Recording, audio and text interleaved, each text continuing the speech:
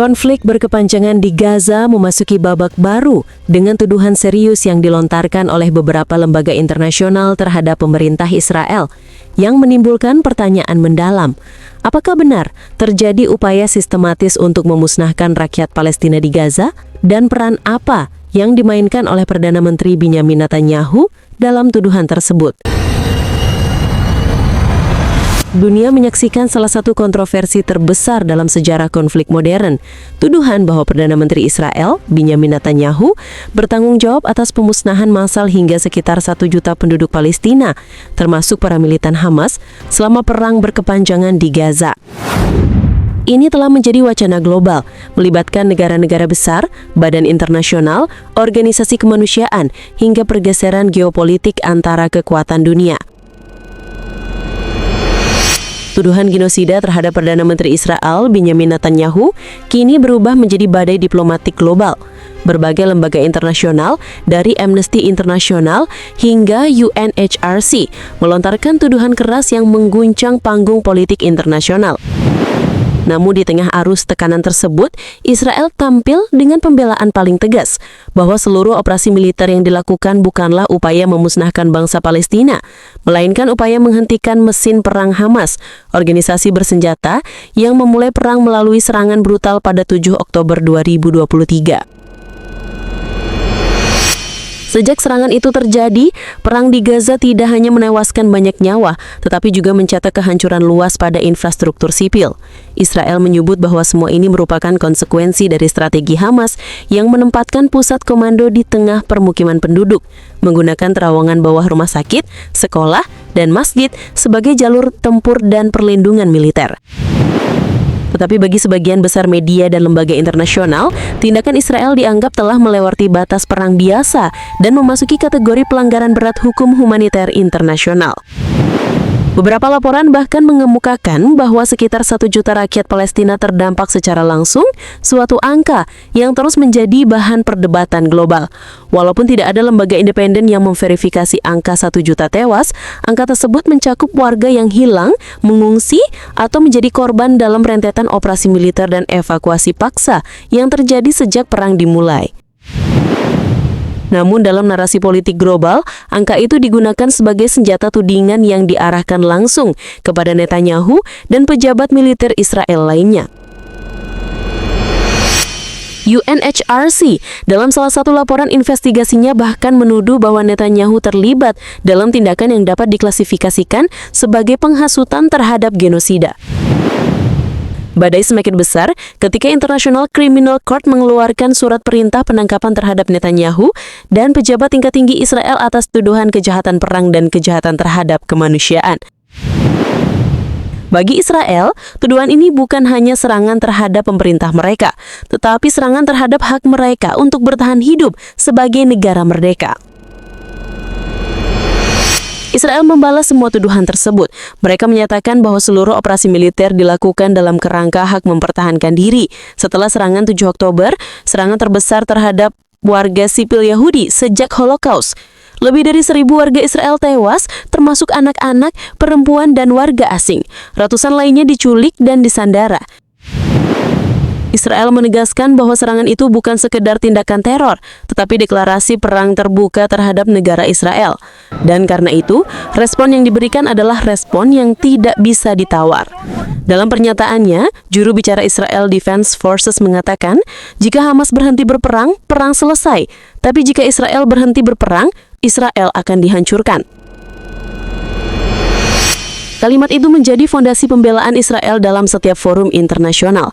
Israel menolak dengan keras tuduhan bahwa mereka menargetkan rakyat Palestina. Mereka mengklaim bahwa seluruh operasi mereka diarahkan pada Hamas, organisasi yang menguasai Gaza secara militer dan ideologis, dan yang menurut Israel memaksa rakyat Gaza menjadi perisai hidup dalam setiap pertempuran. Namun dunia tetap terpecah. Negara-negara besar bereaksi dengan cara berbeda. Amerika Serikat tetap mendukung Israel sebagai sekutu strategis yang tidak tergantikan di kawasan Timur Tengah. Beberapa negara Uni Eropa mengkritik keras Israel, sementara negara lainnya memberikan dukungan penuh. Rusia dan China melihat konflik ini sebagai panggung untuk memperkuat pengaruh geopolitik mereka dan melemahkan posisi Amerika Serikat. Nah, di kawasan Arab, kecaman datang bertubi-tubi dari berbagai negara. Kecaman yang sering dibungkus retorika moral, tetapi tidak jarang juga digerakkan oleh identitas dan keyakinan kolektif yang telah berakar puluhan tahun. Banyak negara Arab mengecam Israel dalam setiap forum internasional. Namun Israel mengingatkan dunia bahwa beberapa dari negara yang paling keras mengutuk justru sebelumnya menindak kelompok-kelompok ekstremis di dalam negeri mereka sendiri. Tetapi, ketika Israel menindak Hamas, kecaman berubah menjadi badai diplomatik global. Israel menilai bahwa sebagian kecaman itu muncul bukan karena analisis objektif, tetapi karena tekanan ideologis dan politik internal negara-negara tersebut. Dengan kata lain, mereka mengecam untuk mempertahankan posisi identitas mereka di mata dunia muslim. Israel kemudian menyampaikan, mereka menegaskan bahwa menghentikan Hamas bukanlah pilihan politik, melainkan kewajiban moral untuk melindungi jutaan warga mereka. Mereka menegaskan bahwa Hamas bukanlah wakil sah Palestina. Hamas adalah kelompok militer yang memerintah Gaza melalui kekerasan, pelanggaran HAM internal, dan ideologi ekstrim. Israel menyatakan bahwa kalaupun dunia menuduh mereka genosida, mereka tidak akan berhenti melawan Hamas. Karena membiarkan Hamas bertahan berarti membiarkan akar perang tetap hidup. Dalam pernyataan kerasnya, salah satu pejabat Israel mengatakan, dunia boleh mengutuk kami, tapi dunia tidak merasakan apa yang kami rasakan pada 7 Oktober. Selama Hamas ada, tidak ada perdamaian. Jika Hamas hilang, rakyat Gaza bisa membangun masa depan tanpa ketakutan. Israel berulang kali menegaskan bahwa memusnahkan Hamas bukanlah memusnahkan Palestina. Israel berulang kali menyatakan bahwa rakyat Palestina bukan musuh mereka. Musuh mereka hanyalah Hamas. Dan bagi Israel, Hamas harus dihentikan. Bahkan jika seluruh dunia mengutuk, bahkan juga Liga Arab menolak, bahkan jika tekanan internasional memuncak. Menghentikan Hamas bagi Israel berarti menghentikan mesin perang yang telah menghancurkan Gaza dari dalam dan yang membawa rakyatnya ke dalam penderitaan berkepanjangan. Israel menyatakan bahwa masa depan Gaza bukanlah teror, bukanlah perang tanpa akhir, bukanlah ideologi militan. Masa depannya harus dimulai dari satu titik, Gaza tanpa Hamas. Dan kini seluruh dunia menunggu bagaimana sejarah akan menilai konflik ini. Apakah ini akan dicatat sebagai genosida atau sebagai operasi besar untuk menghancurkan organisasi militan yang membahayakan kawasan? Apakah Netanyahu akan menjadi terdakwa di ICC atau pemimpin yang berdiri tegak menghadapi kecaman demi mempertahankan negaranya? Dan apakah Gaza akan terus menjadi medan perang atau akarnya menjadi tanah yang dapat dibangun ulang tanpa cengkraman kelompok bersenjata? Jawabannya mungkin tidak datang hari ini, tapi dunia menyaksikan. Dan satu hal yang pasti, Hamas telah memaksa konflik ini mencapai titik tanpa jalan kembali. Dan Israel menegaskan mereka tidak akan mundur.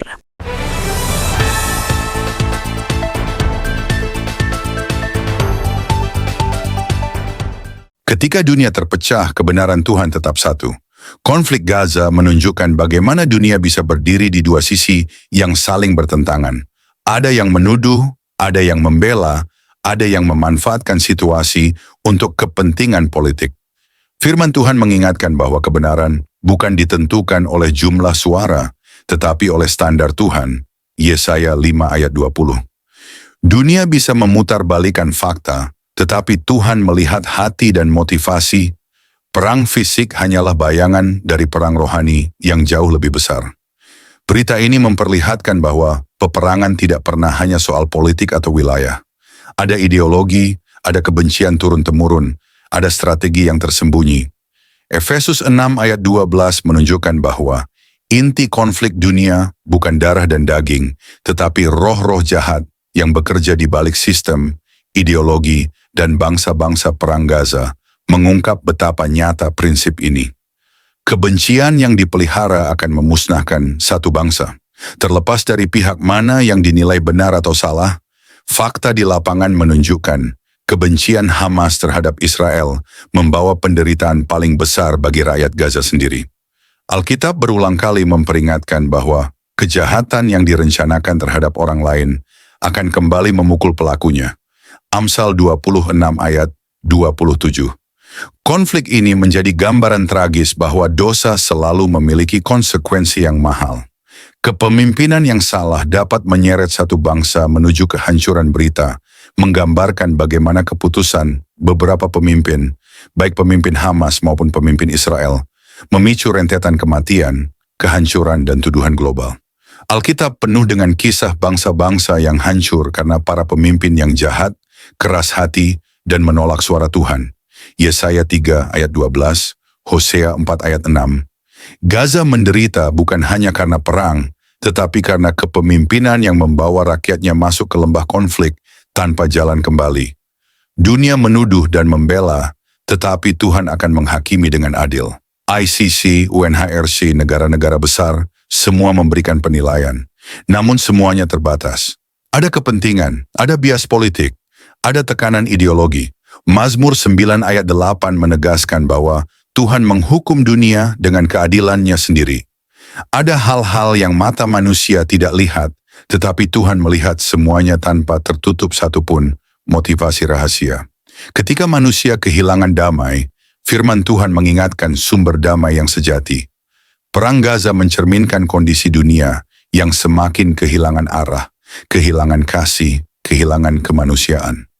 Yesus sudah menubuatkan bahwa menjelang akhir zaman, bangsa akan bangkit melawan bangsa, kerajaan melawan kerajaan. Matius 24 ayat 6 dan 7.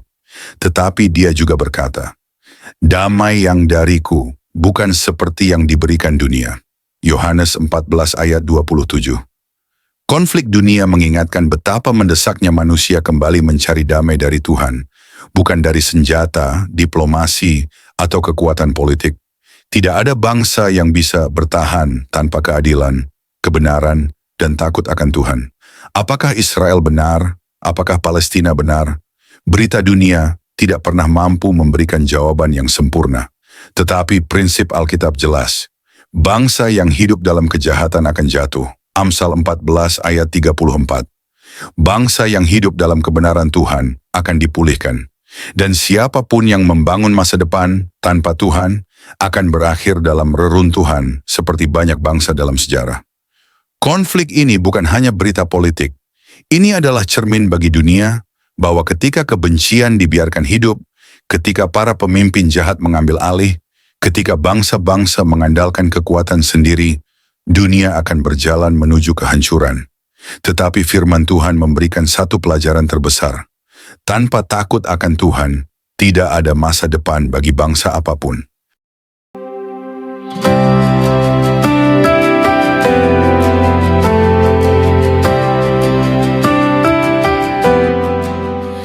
Saudara-saudari terkasih dalam Kristus, terima kasih sudah mendengarkan renungan firman Tuhan sore ini. Bukan suatu kebetulan jika saudara ada di sini saat ini. Tuhan sendiri yang mengatur langkahmu, Tuhan sendiri yang mengetuk pintu hatimu, dan Tuhan sendiri yang menanamkan firman-Nya ke dalam jiwamu sore ini. Biarlah setiap kebenaran yang telah kita dengar tidak berhenti hanya di telinga, tetapi menembus hati, mengalir dalam pikiran, dan diwujudkan dalam perbuatan. Renungan ini bukan hanya perenungan, ini adalah panggilan. Panggilan untuk bertobat, panggilan untuk kembali, panggilan untuk bangkit, dan berjalan dalam kebenaran yang sejati. Karena kita tidak tahu berapa banyak sore lagi yang Tuhan izinkan untuk kita.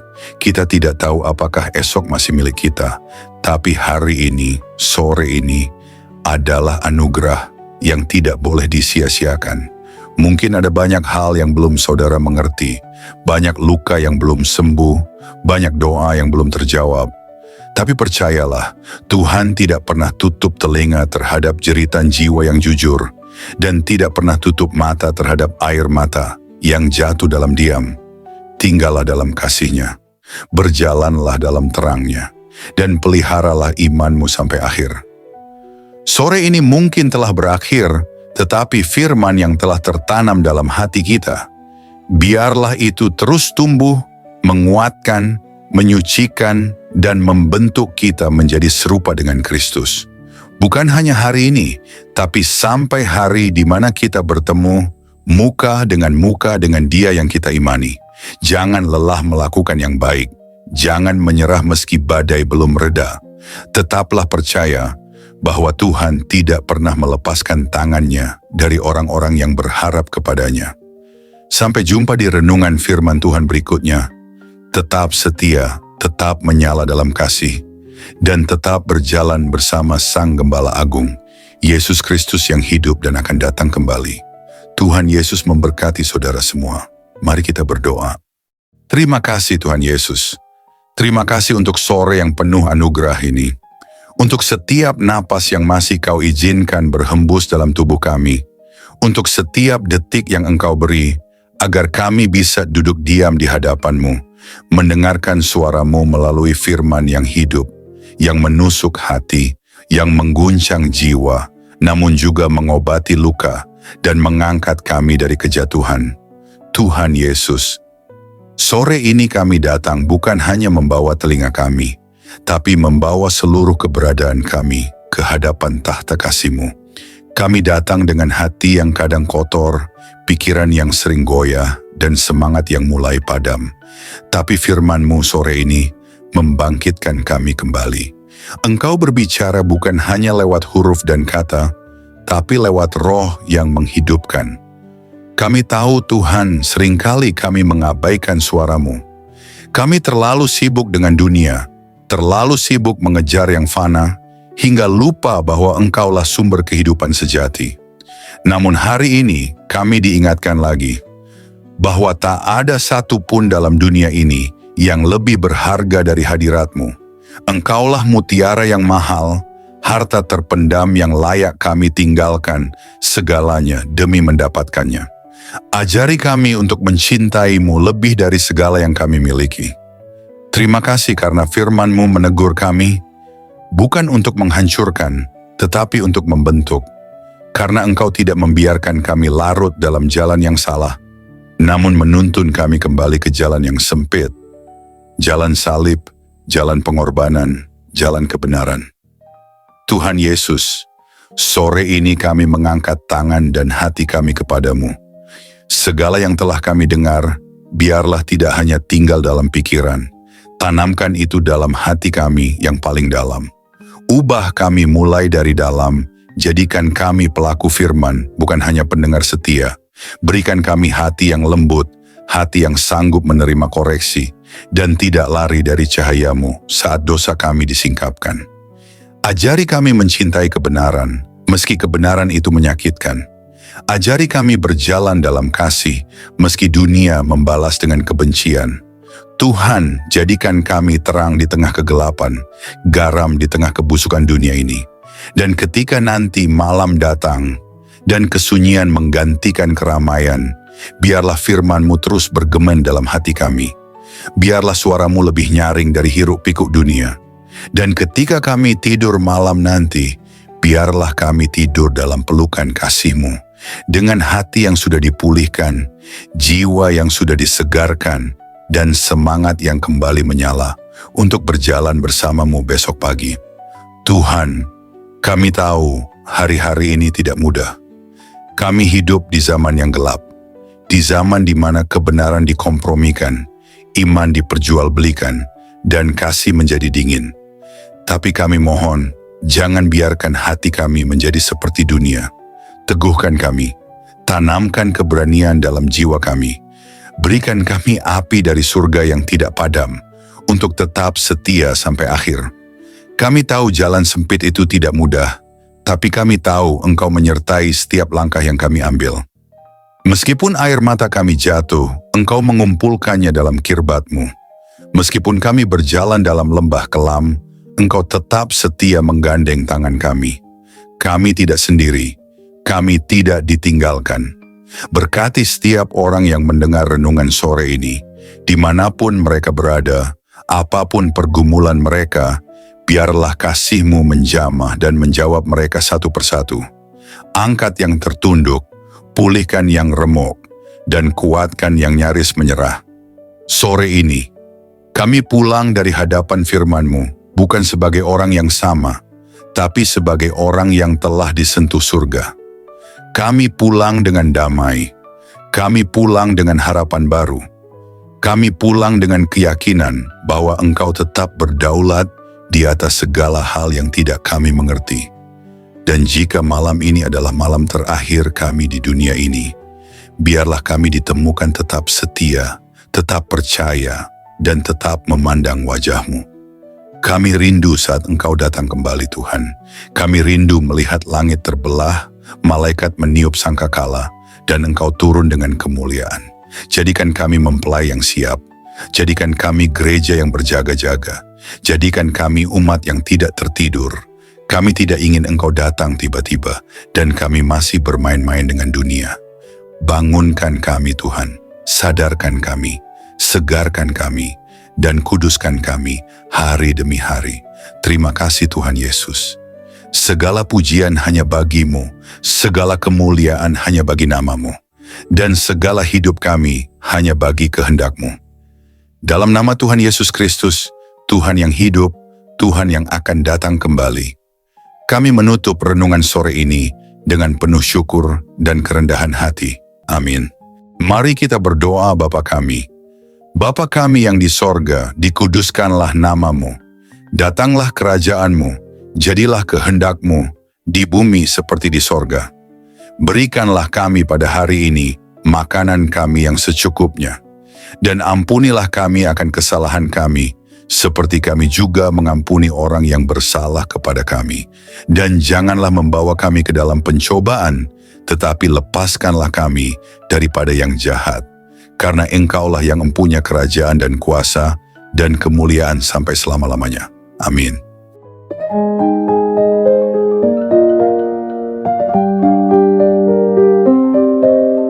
Saudara-saudari terkasih dalam Kristus, terima kasih banyak atas kesetiaan saudara-saudari mengikuti renungan firman Tuhan sore ini sampai selesai. Semoga setiap firman yang telah kita dengar, setiap pesan yang telah menyentuh hati, dan setiap doa yang telah kita panjatkan bersama, sungguh-sungguh menjadi kekuatan dan penghiburan bagi hidup saudara di hari-hari yang penuh tantangan ini. Kiranya firman Tuhan hari ini menanamkan keberanian dan keyakinan dalam hati kita semua, bahwa tidak ada keadaan yang luput dari kuasa Allah. Dalam kegelapan dunia yang semakin pekat, marilah kita tetap menjadi terang yang memancarkan kasih, kebenaran, dan pengharapan yang hanya datang dari Tuhan. Jangan pernah menyerah, sebab Tuhan berjalan bersama kita, menuntun langkah kita, dan membukakan jalan saat kita merasa terjebak dan buntu. Ingatlah bahwa di setiap pergumulan ada pertolongan Allah yang siap datang, dan dalam setiap tangisan ada penghiburan yang dari surga. Kami mengajak saudara-saudari untuk terus membagikan berkat ini kepada orang-orang yang membutuhkan. Jangan ragu untuk like, subscribe, komen, dan bagikan renungan ini. Dengan begitu, berkat firman Tuhan dapat menyebar luas, menjangkau lebih banyak jiwa yang haus akan kasih dan kebenarannya. Teruslah teguh dan kuat dalam iman, jadilah saksi hidup yang membawa damai dan sukacita dari Kristus dimanapun saudara berada. Jangan lupa untuk tetap membuka hati dan pikiran dalam setiap renungan berikutnya, karena Tuhan masih punya banyak firman yang luar biasa untuk diberikan kepada kita. Sampai bertemu lagi di renungan firman Tuhan sore berikutnya, dengan harapan dan doa agar Tuhan selalu menyertai langkah saudara-saudari semua, melindungi, memberkati, dan menguatkan dalam setiap keadaan. Tuhan memberkati. Amin.